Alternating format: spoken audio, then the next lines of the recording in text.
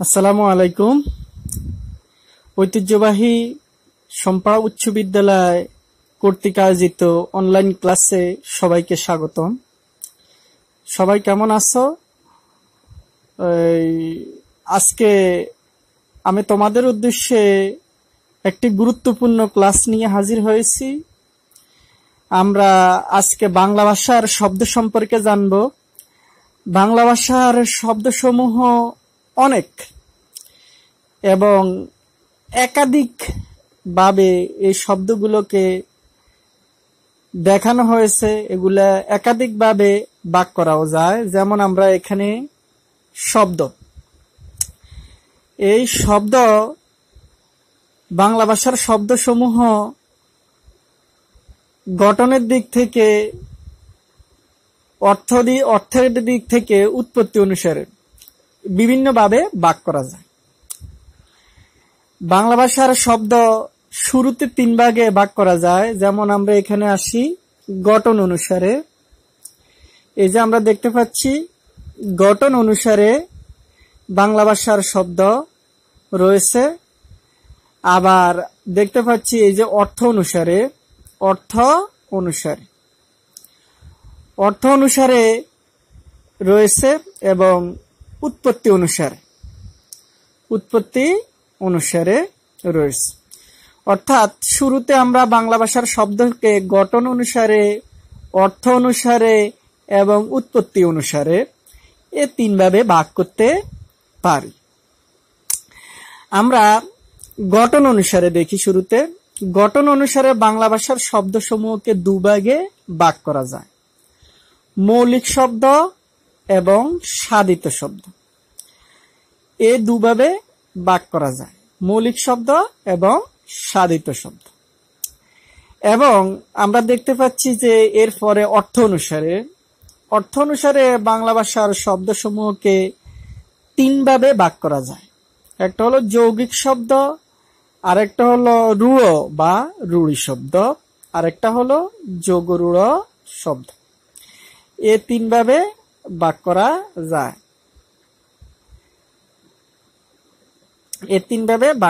বাংলা ভাষার শব্দ সমূহকে। এবার আমরা দেখব উৎপত্তি অনুসারে বাংলা ভাষার শব্দকে 5 ভাবে ভাগ করা যায়: তৎসম শব্দ, অর্ধ তৎসম শব্দ, তদ্ভব শব্দ, দেশি শব্দ এবং বিদেশি শব্দ। এই 5 ভাবে ভাগ করা যায়।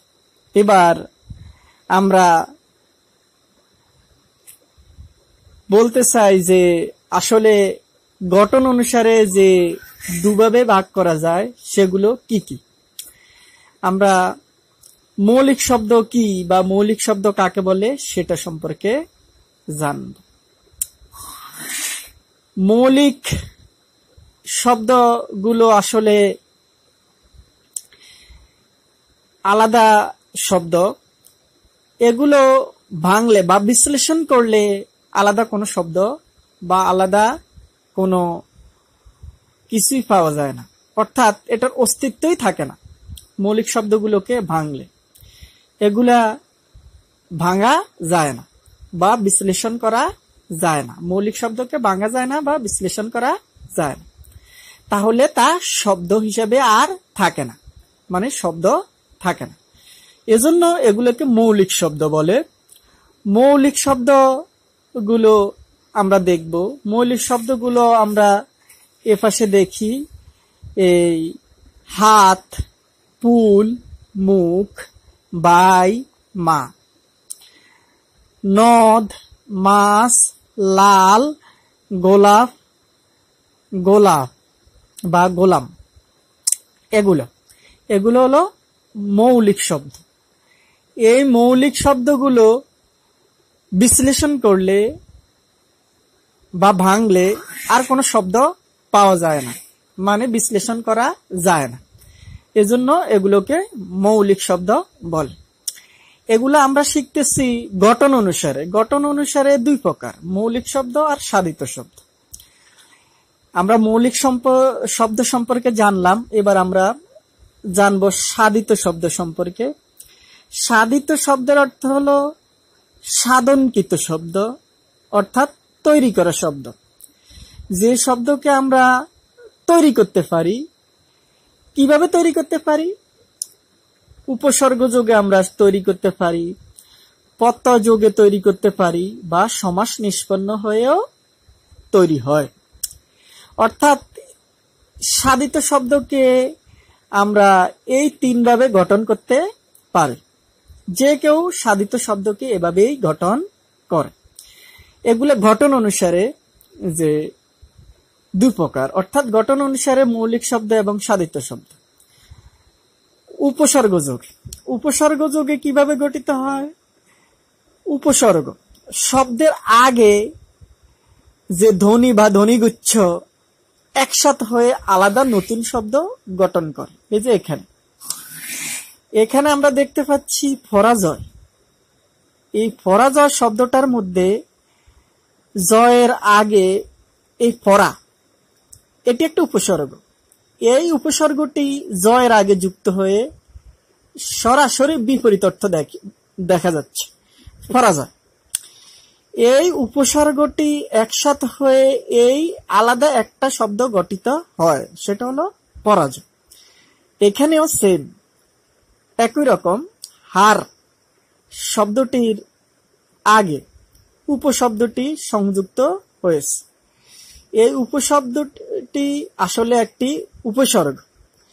এটি একসাথে হয়ে হার এর সাথে যুক্ত হয়ে উপহার, আলাদা একটা শব্দ হয়েছে, উপহার। উপহার এটি আলাদা একটা শব্দ হয়, উপহার। তেমনি ভাত, এটা একটা শব্দ। এটার আগে সংস্কৃত উপসর্গ রফল, এই ধ্বনি যুক্ত হয়ে প্রভাত, অর্থাৎ সকালবেলা। প্রভাত অর্থাৎ সকালবেলা, আলাদা একটা শব্দ গঠিত হয়, যেটা আমরা দেখতে পাচ্ছি যে আমরা এখানে লিখতে পারি এই পরাজয়, আলাদা একটা শব্দ। আবার আমরা এখানে লিখতে পারি উপহার, উপহার। এখানে লিখতে পারি প্রভাত। দেখা যাচ্ছে যে পরাজয়, উপহার এবং প্রভাত এগুলো আলাদা আলাদা শব্দ গঠিত হয়েছে। কিভাবে গঠিত হয়েছে? এই সাধিত শব্দ, অর্থাৎ এই উপসর্গ যোগে এই শব্দগুলো গঠিত হয়েছে। এবার আমরা সাধিত শব্দ তৈরি করতে পারি প্রত্যয় যোগ। প্রত্যয়, প্রত্যয়টা সবসময় শব্দের শেষে বসে, কিন্তু উপসর্গটা সবসময় শব্দের আগে বসে।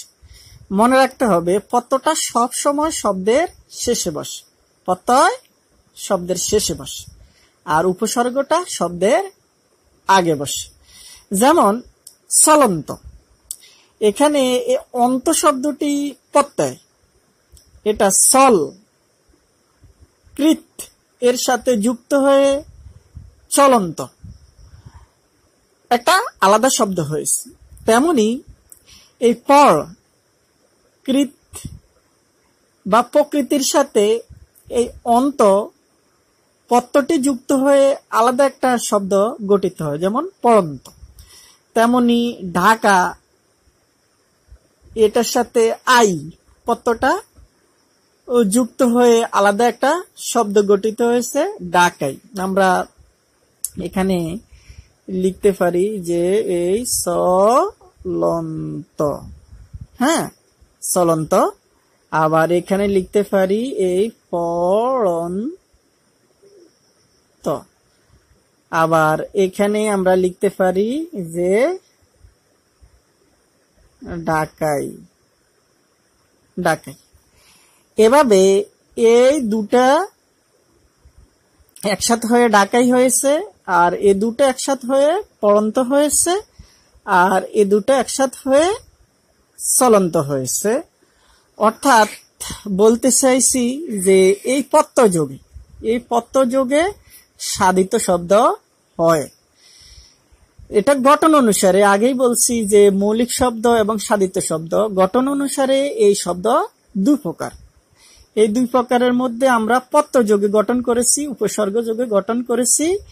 এবার আমরা দেখব যে সমাস নিষ্পন্ন হয়ে কিভাবে গঠিত হয়। সমাস নিষ্পন্ন হয়ে যেভাবে গঠিত হয় দেখা যাচ্ছে যে এই আমরা 3 নঙ্গে আসি।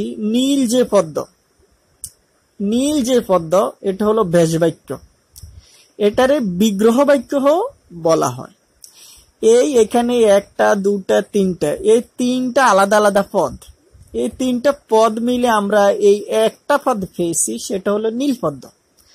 এই যে একটা পদ পেয়েছি, এই যে নীলপদ্ম। এই নীলপদ্ম এটা কিন্তু সাধিত শব্দ, এই সাধিত শব্দ, অর্থাৎ এটা সমাস, এই যে সমাস নিষ্পন্ন হয়ে গঠিত হয়েছে সাধিত শব্দ নীলপদ্ম। এবার আমরা আরেকটা দেখতেছি আমিষের অভাব। এখানে দেখা যাচ্ছে এখানে আলাদা একটা শব্দ আমিষের, আর এই অভাব এটা আলাদা একটা শব্দ। এই দুটো শব্দ একসাথে হয়ে আমরা দেখতে পাচ্ছি যে হয়েছে নিরামিষ। আমিষের অভাব নিরামিষ।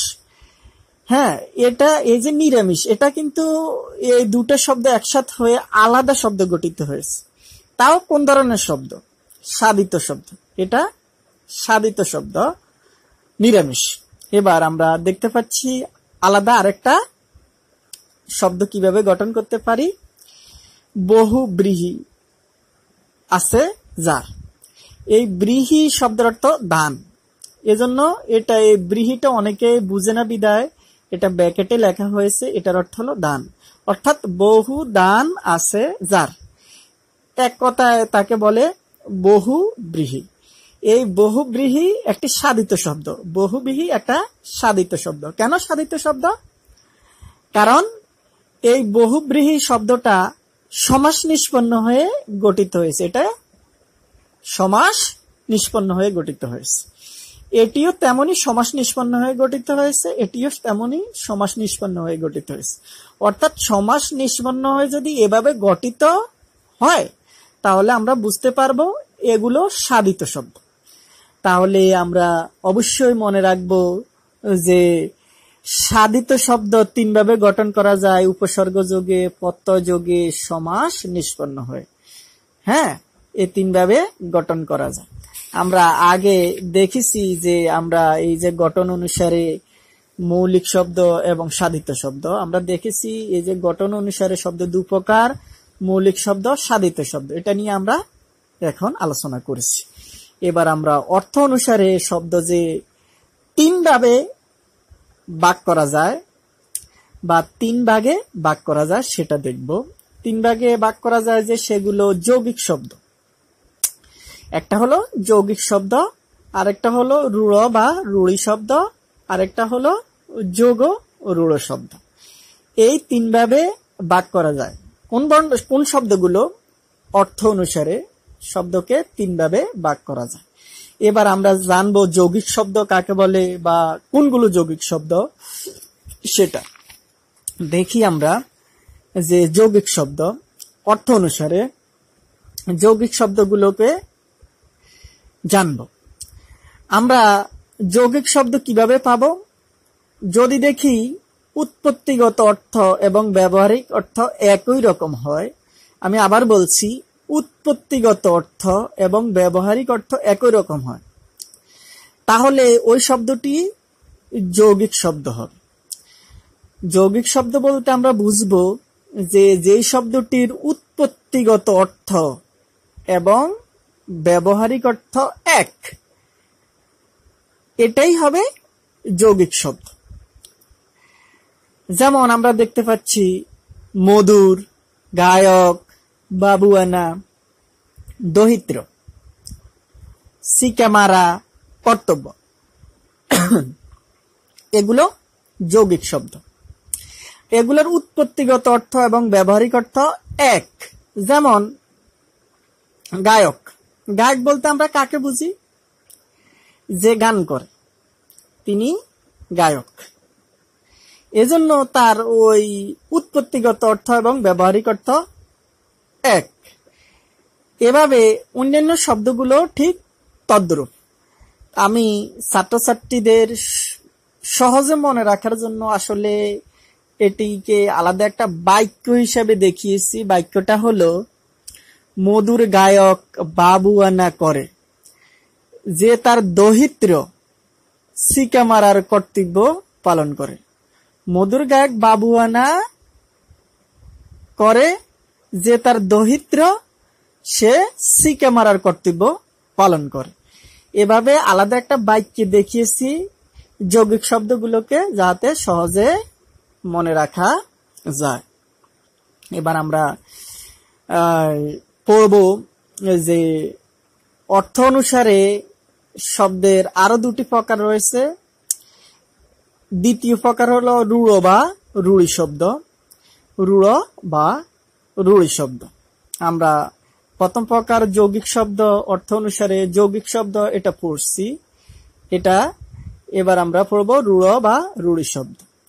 এই রূঢ় বা রূঢ়ি শব্দ প্রত্যয় ও উপসর্গ দিয়ে গঠিত হয়। আমি আবার বলছি, এই রূঢ় বা রূঢ়ি শব্দটা প্রত্যয় অথবা উপসর্গ দিয়ে গঠিত হয়। তবে মনে রাখতে হবে যে প্রত্যয় বা উপসর্গ দিয়ে গঠিত হলেও গঠিত অর্থ বোঝায় না। অর্থাৎ এটা জনসমাজে প্রচলিত পৃথক অর্থ বোঝায়। যদিও এটি উৎপত্তিগত অর্থ এবং ব্যবহারিক অর্থ বোঝায় না, বরং এটা জনসমাজে প্রচলিত পৃথক অর্থ বোঝায়। হ্যাঁ, তাহলে আমরা দেখতে পাচ্ছি যে রূঢ় বা রূঢ়ি শব্দগুলো প্রবীণ, বাঁশি, এরপরে তৈল, সন্দেশ, হস্তি, গবেষণা, এই শব্দগুলো রূঢ় বা রূঢ়ি শব্দ। আমাদের মনে রাখতে হবে যে আমরা হস্তি, এই যে হস্তি শব্দটা, এটারে বিশ্লেষণ করে দেখি। হস্তি, এটা দ্বারা আমরা হাতিকে বুঝি, হাতি। কিন্তু এটার উৎপত্তিগত অর্থ কিন্তু এটা নয়। এটার উৎপত্তিগত হলো, এটার অর্থ হলো হাত আছে যার, হস্তি। কিন্তু না, হস্তি বলতে আমরা হাত আছে যার তাকে বুঝি না, বরং আমরা বুঝি যে এটি একটি প্রাণীর শব্দ, প্রাণীবাচক শব্দ হস্তি। যেমন গবেষণা শব্দটা, গো যোগ এসোনা, গবেষণা। এই গবেষণা শব্দের অর্থ গরু খোঁজা, অর্থাৎ গরুকে খোঁজ করা। কিন্তু এই উৎপত্তিগত অর্থ কিন্তু আমরা বুঝি না। আমরা এই গবেষণা দ্বারা আলাদা অর্থ বুঝি, যেটা জনসমাজে প্রচলিত, এরকম অর্থ বুঝি। এই গবেষণা বলতে আমরা বুঝি রিসার্চ বা অনুসন্ধান। এটাকে আমরা গরু খোঁজা বলতে বুঝি না, বরং অনুসন্ধান বা রিসার্চ বললে আমরা ভালো বুঝি। আর এটাই জনসমাজে প্রচলিত যে অনুসন্ধান, গবেষণা মানে অনুসন্ধান বা রিসার্চ। হ্যাঁ, আর বাঁশি অর্থাৎ বাঁশ দ্বারা তৈরি। যেমন বাঁশ দ্বারা তৈরি অনেক কিছুই হতে পারে, অনেক জিনিসপত্রই বাঁশ দ্বারা তৈরি হয়। কিন্তু বাঁশি বলতে আমরা বাঁশ দ্বারা তৈরি বুঝাই না। বাঁশি বলতে আমরা আলাদা একটা বাদ্যযন্ত্রকে বুঝি। এই বাঁশি বলতে আলাদা একটা বাদ্যযন্ত্রকে বুঝি। এজন্য এটি গঠিত অর্থ বুঝায় না, এটি গঠিত অর্থ বুঝায় না, বরং এটি আলাদা একটা অর্থ প্রকাশ করে, যে অর্থটি জনসমাজে প্রচলিত। তো এই রূঢ় বা রূঢ়ি শব্দগুলো মনে রাখার জন্য সহজে একটা বাক্য আমি নিজে তৈরি করে দিয়েছি। প্রবীণ লোকটি বাঁশি বাজিয়ে তৈল দিয়ে সন্দেশ খায় আর হস্তি নিয়ে গবেষণা করে। আমি আবার বলছি, প্রবীণ লোকটি বাঁশি বাজিয়ে তৈল দিয়ে সন্দেশ খায় আর হস্তি নিয়ে গবেষণা করে। সহজে মনে রাখার জন্য আসলে এভাবে লেখা হয়েছে। এবার আমরা শিখব তৃতীয় নং, অর্থাৎ এই অর্থ অনুসারে শব্দকে যে তিনভাবে ভাগ করা যায়। একটা হলো যৌগিক শব্দ, আরেকটা হলো রূঢ় বা রূঢ়ি শব্দ, আরেকটা হলো যোগ রূঢ় শব্দ। আমরা এবার শিখব যোগ রূঢ় শব্দ। সমাস নিষ্পন্ন শব্দ কিন্তু সমসমান পদগুলোর অর্থ বুঝায় না, বরং আলাদা অর্থ বুঝায়। অর্থাৎ যোগ রূঢ় শব্দগুলো সমাস নিষ্পন্ন শব্দ হবে, কিন্তু এটা সমসমান পদের অর্থ বুঝাবে না, বরং আলাদা অর্থ বুঝাবে। এরকম যদি হয় তাহলে তা যোগ রূঢ় শব্দ হবে। খেয়াল রাখতে হবে আমাদের যে এই যোগ রূঢ় শব্দগুলো রাজপুত, পঙ্কজ, অশোক, জলদি, মহাযাত্রা ইত্যাদি। আমরা দেখতে পাচ্ছি যে এই পঙ্কজ বলতে আমরা যদি এটার ব্যাসবাক্য করি তাহলে পঙ্কে জন্মে যা। পঙ্কে জন্মে যা, পঙ্কে মানে হলো সাগরে বা নদীতে, সাগর বা নদীতে যা জন্মে। সাগরে বা নদীতে অনেক কিছুই জন্মে, তবে এই পঙ্কজ সবকিছুকে বুঝায় না, বরং এই পঙ্কজ দ্বারা শুধু শামুক বা ঝিনুককে বোঝায়। অর্থাৎ এটা সাগরে ও নদীতে অনেক ধরনের জিনিসেই জন্মে, তবে সবগুলোকে বুঝায় না। পঙ্কজ বলতে শুধু শামুক বা ঝিনুককে বোঝায়। সুতরাং এটি আমরা যোগ রূঢ় শব্দ বলবো। এরপরে অশোক, জলদি, মহাযাত্রা বা রাজপুত এরাও তদ্রূপ শব্দ। আমি সহজে ছাত্রছাত্রীর মনে রাখার জন্য এটিকে আলাদা একটা বাক্যে তৈরি করে দিয়েছি। রাজপুত পঙ্কজের অসুখ হওয়ায় সে জলদিতে মহাযাত্রা করে। আমি আবার বলছি, রাজপুত পঙ্কজের অসুখ হওয়ায় সে জলদিতে মহাযাত্রা করে। এভাবে আমরা এই যোগ রূঢ় শব্দগুলোকে মনে রাখতে পারি। আমাদের এবার আমরা আলোচনা করব যে আমাদের ওই উৎপত্তি অনুসারে, আমরা এতক্ষণ পর্যন্ত গঠন অনুসারে, এরপরে অর্থ অনুসারে শব্দগুলো কি কি হতে পারে সেগুলো নিয়ে আলোচনা করেছি। এবার আমরা আলোচনা করব উৎপত্তি অনুসারে। উৎপত্তি অনুসারে বাংলা ভাষার শব্দগুলোকে পাঁচ ভাগে ভাগ করা যায়। তা হলো তৎসম শব্দ, অর্ধ তৎসম শব্দ, দেশি শব্দ, তদ্ভব শব্দ, দেশি শব্দ এবং বিদেশি শব্দ। এই পাঁচ ভাগে ভাগ করা যায়। তৎসম শব্দ সম্পর্কে আমরা জানব।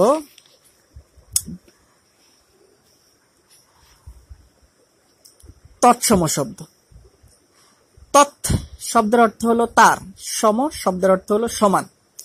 তৎসম অর্থাৎ তার সমান। তার সমান মানে কার সমান? তার সমান মানে হলো সংস্কৃত ভাষার সমান। তৎসম অর্থাৎ সংস্কৃত শব্দ।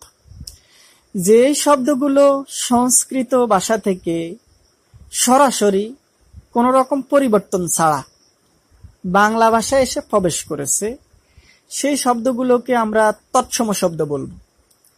অর্থাৎ সেগুলো সংস্কৃত শব্দই, এটার আরেক নাম হলো তৎসম শব্দ। এগুলো সরাসরি বাংলা ভাষায় এসে প্রবেশ করেছে, কোন রকম পরিবর্তন হয়নি। এই রকম শব্দগুলোই মূলত তৎসম শব্দ। এই তৎসম শব্দগুলোর মধ্যে বাংলা ভাষার প্রায় 25% শব্দই তৎসম শব্দ। এই তৎসম শব্দগুলোর মধ্যে আমি কয়েকটার উদাহরণ দিচ্ছি, যেমন চন্দ্র, সূর্য, নক্ষত্র, ভবন। এই শব্দগুলো তৎসম শব্দ। আরো অনেক শব্দ রয়েছে তৎসম শব্দ। এবার আমরা পড়ব অর্ধ তৎসম শব্দ। অর্ধ শব্দের অর্থ হলো অর্ধেক। তৎসম শব্দের অর্থ হলো তার সমান, অর্থাৎ অর্ধেক তার সমান। অর্ধেক তার সমান বলতে আমরা কোনটাকে বুঝি? অর্ধেক তার সমান বলতে আমরা অর্ধেক সংস্কৃত শব্দের সমানকে বুঝিয়েছি। অর্ধেক সংস্কৃত শব্দের সমান অর্থাৎ শব্দগুলো কিছুটা পরিবর্তন হয়েছে। সংস্কৃত থেকে বাংলা ভাষায় প্রবেশের ক্ষেত্রে কিছুটা পরিবর্তন হয়ে এগুলো বাংলা ভাষায় এসে প্রবেশ করেছে। যেমন সংস্কৃত শব্দের মধ্যে ছিল শ্রাদ্ধ। এই শব্দটা কিছুটা পরিবর্তন হয়ে বাংলা ভাষায় প্রবেশ করেছে শ্রাদ্ধ। এই শ্রাদ্ধ শব্দটাই হলো অর্ধ তৎসম শব্দ। এরকম অনেক শব্দ আছে অর্ধ তৎসম শব্দ, যেমন আমরা বলি মিথ্যা। এই মিথ্যা শব্দটা কিন্তু সংস্কৃত শব্দ, এটা কিন্তু সংস্কৃত শব্দ। এই সংস্কৃত শব্দটি বাংলা ভাষায় এসে প্রবেশ করেছে মিশা নামে। মিশা, এই মিশা শব্দটা হলো অর্ধ তৎসম শব্দ। গ্রাম, এটি কিন্তু তৎসম শব্দ। এটি অর্ধ তৎসম শব্দ হলো গ্রাম। অর্থাৎ এই গ্রাম শব্দটা অর্ধ তৎসম রূপে গ্রাম নামে বাংলা ভাষায় এসে প্রবেশ করেছে। জ্যোৎস্না, এটিও সংস্কৃত শব্দ। সংস্কৃত শব্দ মানে হলো তৎসম শব্দ। আর এই জ্যোৎস্না এই শব্দটা হলো অর্ধ তৎসম শব্দ। এই অর্ধ তৎসম শব্দটা এটা থেকে পরিবর্তন হয়ে এটাতে এসেছে। তেমনি ভাবে কৃষ্ণ, এটা আমরা সবাই এভাবেই লিখি কৃষ্ণ, এটা কিন্তু সংস্কৃত শব্দ। এই সংস্কৃত শব্দটি এই কেষ্ট নামে অর্থাৎ এই অর্ধ তৎসম হয়ে বাংলা ভাষায় প্রবেশ করেছে। এভাবে অনেক অনেক শব্দ সংস্কৃত ভাষা থেকে অর্ধেক পরিবর্তন হয়ে বাংলা ভাষায় এসে প্রবেশ করেছে। এই শব্দগুলোকে আমরা অর্ধ তৎসম শব্দ বলি। এবার আমরা পড়ব তদ্ভব শব্দ। তৎ শব্দের অর্থ আমরা পড়েছি একটু আগে। এখানে আমরা তৎ শব্দের অর্থ পড়েছি। তৎ শব্দের অর্থ হলো তার, আর এই ভব শব্দের অর্থ হলো উৎপন্ন, অর্থাৎ তার থেকে উৎপন্ন। তদ্ভব মানে তার থেকে উৎপন্ন। তার থেকে উৎপন্ন মানে হলো সংস্কৃত ভাষা থেকে উৎপন্ন। সংস্কৃত ভাষা থেকে উৎপন্ন শব্দ এগুলো পরিপূর্ণভাবে পরিবর্তন হয়েছে। পরিপূর্ণভাবে পরিবর্তন হয়ে তদ্ভব শব্দগুলো গঠিত হয়েছে। এগুলো সংস্কৃত ভাষা থেকে সরাসরি আসেনি, বরং পরিপূর্ণ পরিবর্তন হয়ে বাংলা ভাষায় এসে প্রবেশ করেছে। আর যদি এভাবে পরিপূর্ণ পরিবর্তন হয়ে বাংলা ভাষায় এসে প্রবেশ করে, তাহলে সেগুলোকে আমরা তৎসম বলবো না, অর্ধ তৎসম বলবো না, বরং সেগুলোকে আমরা তদ্ভব শব্দ বলবো। যেমন কর্মকার, এই শব্দটি তৎসম শব্দ। এই তৎসম শব্দটি কর্মকার, তৎসম শব্দটি এখানে তাকিয়ে আমরা দেখতে পাই কর্ম আর এটি অর্ধ তৎসম রূপে পরিবর্তন হয়েছে। এরপরে এই কর্ম আর থেকে এটি কামার একেবারে পরিবর্তন হয়েছে, অর্থাৎ পরিপূর্ণভাবে পরিবর্তন হয়েছে। শব্দটা আগে কর্মকার ছিল, এরপরে কর্ম আর হলো, এরপরে তদ্ভব শব্দ রূপে অর্থাৎ কামার তদ্ভব শব্দের রূপে পরিবর্তন হয়েছে। কর্মকার, কর্ম আর, কামার, এই কামার শব্দটি হলো তদ্ভব শব্দ। কর্ম আর শব্দটি হলো অর্ধ তৎসম শব্দ, আর কর্মকার শব্দটি হলো তৎসম শব্দ। এভাবে পরিবর্তন হয়ে বাংলা ভাষায় প্রবেশ করেছে বিধায় এটাকে আমরা তদ্ভব শব্দ বলবো। হস্ত, হস্ত শব্দের অর্থ হাত। এই হস্ত শব্দটি এই তৎসম শব্দ। এখানে এই হন্থ, হস্ত থেকে হন্ত, এটা অর্ধ তৎসম শব্দ। আর এই হাত, হাত শব্দটি তদ্ভব শব্দ। হস্ত, হন্ত, হাত, এটা তৎসম, এটা অর্ধ তৎসম, আর এটা তদ্ভব শব্দ। অর্থাৎ এভাবে পরিবর্তন হতে হতে একসময় তদ্ভব শব্দ হয়ে যায়। তাহলে আমরা দেখেছি যে তদ্ভব শব্দ কিভাবে উৎপন্ন হচ্ছে। মস্তক, মস্তক শব্দের অর্থ হলো মাথা। এই মস্তক শব্দটি তেমনি ওই তৎসম শব্দ। এটি অর্ধ তৎসম হলো মস্তক। এই মস্তক হতে মাথা, এটি তদ্ভব শব্দ। তদ্ভব শব্দ মস্তক, মস্তক, মাথা। মাথা শব্দটাই মূলত তদ্ভব শব্দ। অর্থাৎ হাত, মাথা, হ্যাঁ, কামার, এগুলোই তদ্ভব শব্দ। তদ্ভব শব্দ এভাবে তৈরি হয়েছে। এবার আমরা পড়ব দেশি শব্দ। দেশি শব্দ সম্পর্কে পড়ব। দেশি শব্দগুলো আসলে দেশীয় উৎপাদন বা দেশীয় রীতিনীতিতেই গঠিত। প্রাচীনকালের বাংলা ভাষাভাষীরা এই শব্দগুলো ব্যবহার করে আসছে। এগুলো আমাদের দেশীয় শব্দ, এজন্যই এগুলো আসলে দেশ থেকে উৎপন্ন। এগুলো সচরাচর ব্যবহৃত হচ্ছে। আমরা শুনবো বা দেখবো, তাহলে বুঝতে পারবো। যেমন কুলা, ডাব, ডেকি, টোপর। কুলা, ডাব, ডেকি, টোপর। দরজা, কদু, ট্যাংরা, মই, লাঠি, মুড়ি। এই যে এই শব্দগুলো, এই দরজা, কদু, ট্যাংরা, মই, লাঠি, মুড়ি, কুলা, ডাব, ডেকি, টোপর। এরকম আরো অনেক শব্দ আছে। এই শব্দগুলো হলো দেশি শব্দ। আর এবার আমরা পড়ব বিদেশি শব্দ। আসলে বাংলা ভাষায় অনেক অনেক ধরনের বিদেশি শব্দ দিয়ে গঠিত। অনেক অনেক শব্দ বাংলা ভাষায় ব্যবহৃত হচ্ছে, আমরা জানিও না যে এটি কোন ভাষার শব্দ। অনেকেই এটাকে আমাদের অবশ্যই মনে রাখতে হবে যে বিদেশি বিভিন্ন ভাষাভাষীরা এদেশে আগমন করেছে, এদেশে বসবাস করেছে, এদেশে চাকরি বাকরি করেছে।